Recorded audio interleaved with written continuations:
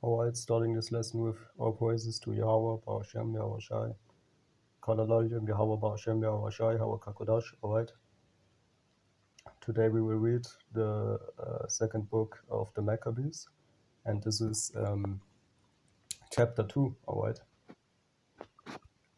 it is also found in the records that Jeremy the prophet commanded them that were carried away to take of the fire, as it had been signified, and how that the prophet, having given them the law, charged them not to forget the commandments of the Lord, and that they should not err in their minds when they see images of silver and gold with their ornaments. Alright, just a quick commentary. Alright, the kingdom starts in the mind, right? And it starts when you keep actually the law. Alright, because people think they're deep. Alright, they have deep understanding.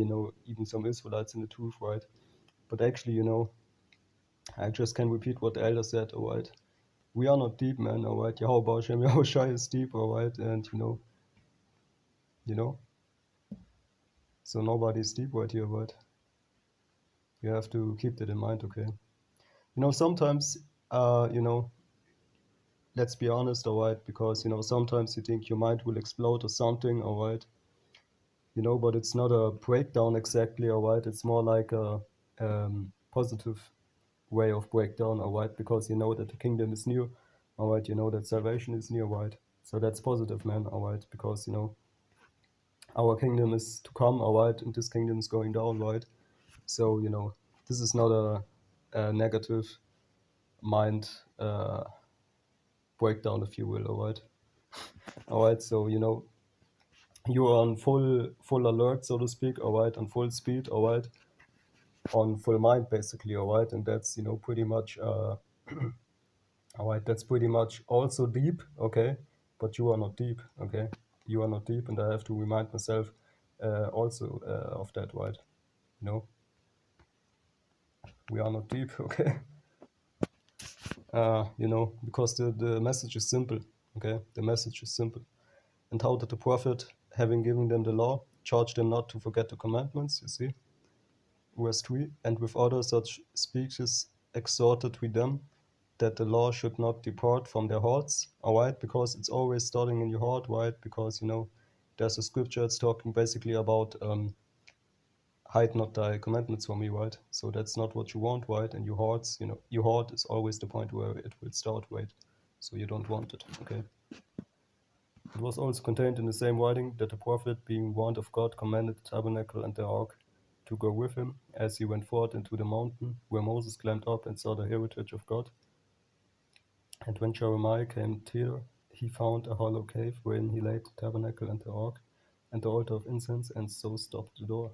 And some of those that followed him came to mark the way, but they could not find it. Which when Jeremiah perceived, he blamed them, saying, As for that place, it shall be unknown, until the time that God gather his people again together and receive them unto mercy. Then shall the Lord shew them these things, and the glory of the Lord shall appear. And the cloud also, as it was shewed under Moses, and as one Solomon desired that the place might be honorable, sanctified. It was also declared that he, being wise, offered the sacrifice of dedication and of the finishing of the temple. And as when Moses prayed unto the Lord, the fire came down from heaven and consumed the sacrifices, even so prayed Solomon also.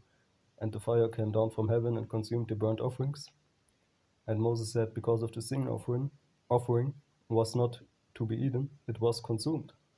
So Solomon kept those 8 days. Okay.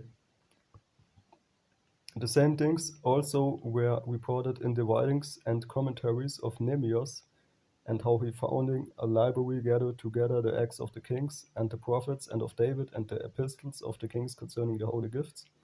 In like manner also Judas gathered together all those things that were lost by reason of the war we had, and they remain with us. Wherefore, if ye have need thereof, send some to fetch them unto you. Whereas we then are about to celebrate the purification, we have written unto you, ye shall do well, if you keep the same days. We hope also that the God that delivered all his people and gave them all an heritage and the kingdom and the priesthood and the sanctuary, as he promised in the law, will shortly have mercy upon us and gather us together out of every land under heaven, into the holy place, for he had delivered us out of great troubles and had purified the place.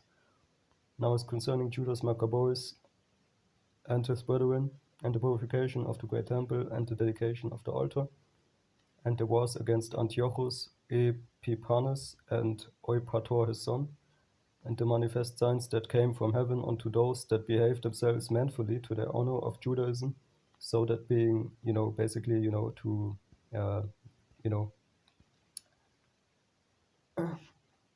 all right, Israelitism, if you will, all right? Let's look that up, right? Interesting, all right? Never read that before in the Bible. Let's get it real quick.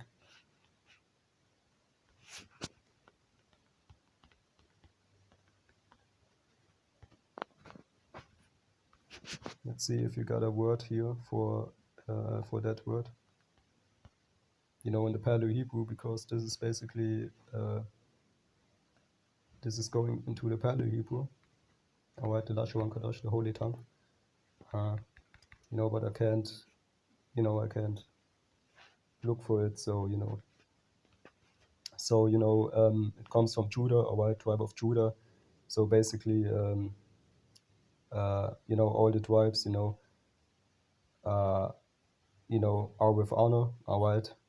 But Judah and Levi was pretty much said, all right, thereof, of the tribes that out of them, some kind of redemption will come, okay, and every Israelite is the same, all right. It don't depend on which tribe you are, but there are certain tribes that have some other meanings and some other blessings, all right, than the other tribes. So you would actually expect, all right, that there are different kind of honor to them, all right. Because Judah comes all right from Judah, and it just has to do with Judah, okay. Like if you say Jews, okay, it refers to Judah somewhat, okay. So that being but a few, they overcame the whole country and chased barbarous multitudes, and recovered again the temple, renowned all the world over, and fled the city, and upheld the laws which were going down, the Lord being gracious unto them with all favor. All these things, I say, being declared by Jason of Karen in 5 books, we will essay to abridge in 1 volume. For considering the infinite number and difficulty which they find that desire to look into the narrations of the story for the variety of the matter, we have been careful that they that will read many may have delight, and that they that are desirous to commit to memory might have ease, and that all into whose hands it comes might have profit. Therefore, to us that have taken upon us this painful labor of abridging, it was not easy, but a matter of sweat and watching, even as it is no ease unto him that prepared a banquet and seeketh the benefit of others, yet for the pleasuring of many we will undertake gladly this great pains. Um, let's go on. Leaving to the author, okay, the exact handling of every particular, and laboring to follow the rules of an abridgment.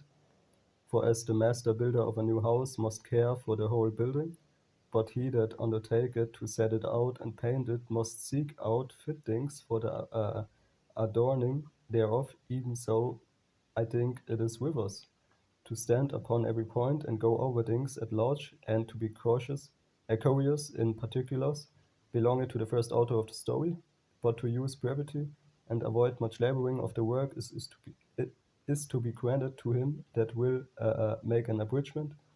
Here then will we begin the story, only adding thus much to that which had been said, that it is a foolish thing to make a long prologue, basically, all right, and to be short in the story itself, okay.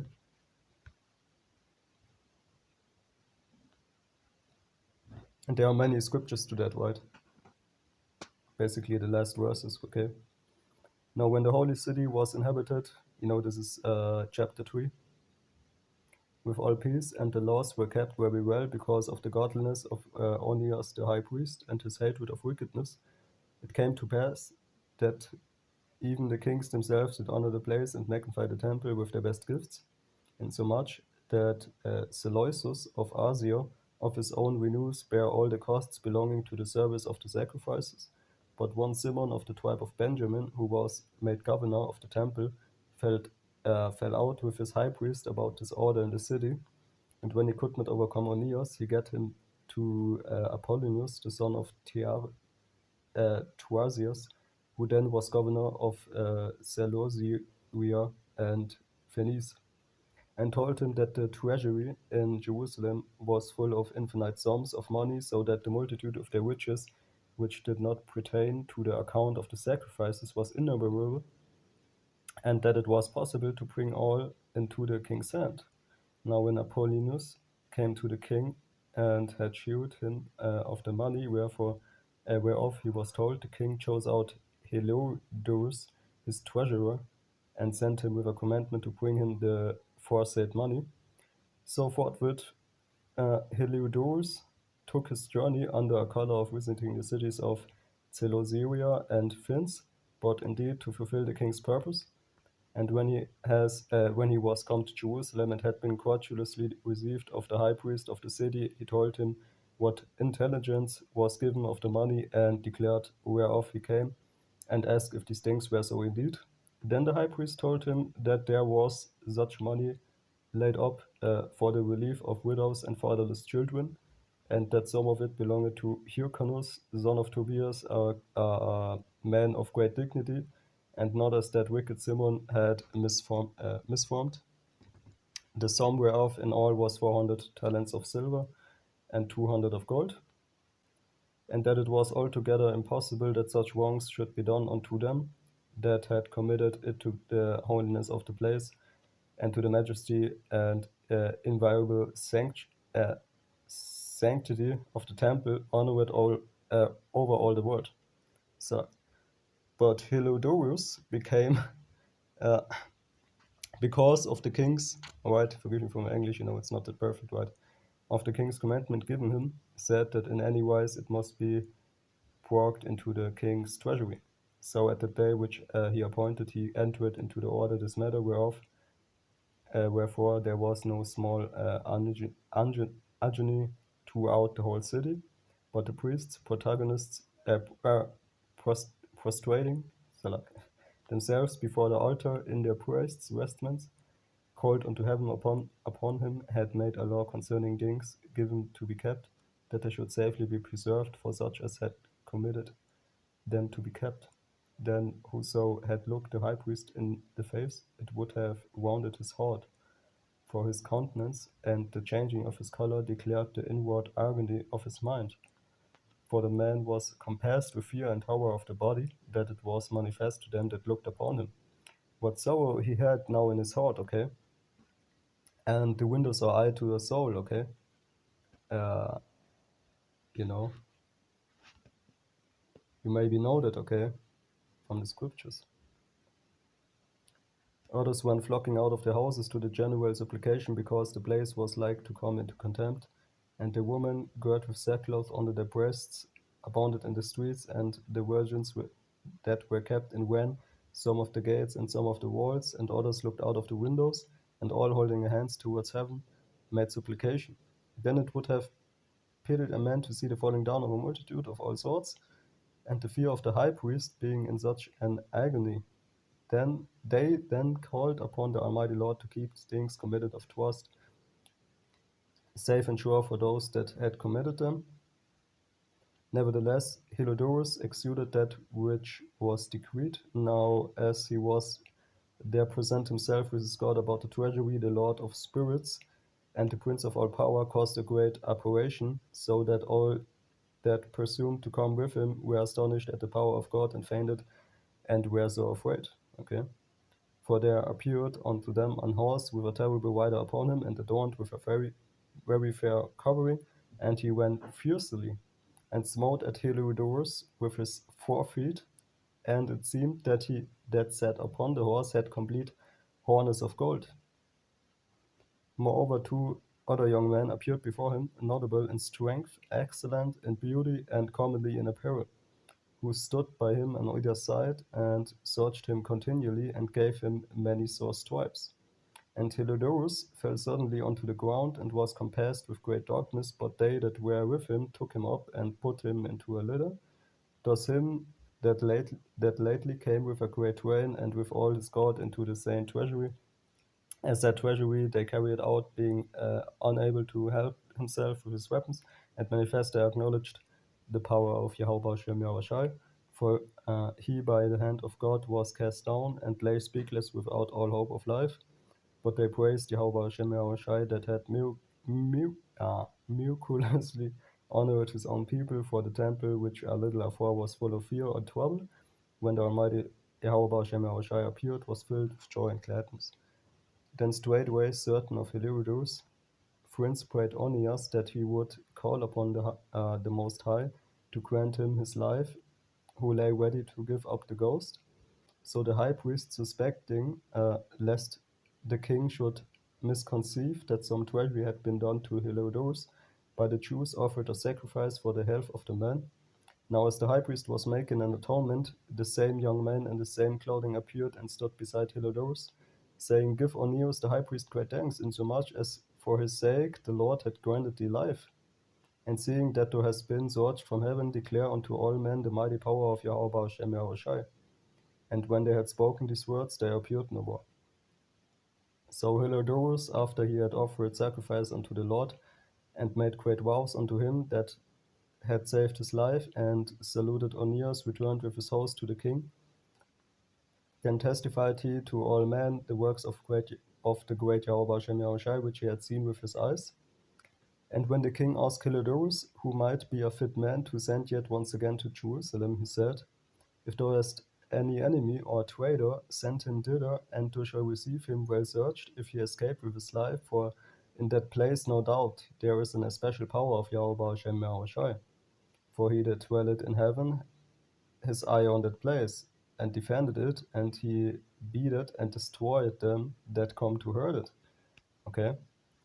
And you had this one part, all right, when they even tried to place the Ark of the Covenant, pretty much in their place, all right, some heathens back then, all right, before the Maccabees, right, and it was pretty much so that the Ark of the Covenant, all right, basically brought curses upon them, all right, because they basically stole that, all right, and pretty much it goes even down to the point where you can't mess with his temple, you can't mess with his people, of course, all right, but also with his temple and his pretty much his holy things, right?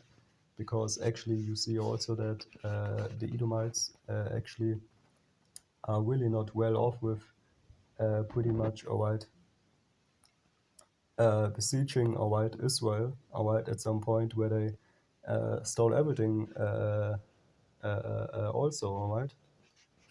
So you don't want to do that, because actually he's always in that place. Okay, of course, a human hand cannot make a temple, all right, where Yahweh Shem Yahushai can dwell, all right. You can read it in the scriptures. What temple can you build me, all right? That's basically Yahweh Hashem Yahushai speaking, all right, to even his people, all right. There's no temple you can build for some power like what we have, okay, but you don't want to mess with these things, all right, because his spirit is on them things, okay. And with that, all right, Lord willing, we see us in the next lesson, okay. And all praises to Yahweh Hashem Yahushai Kodash, to the Holy Spirit and power, all right. Coming through with another lesson, hopefully, all right. You with it. Shalom.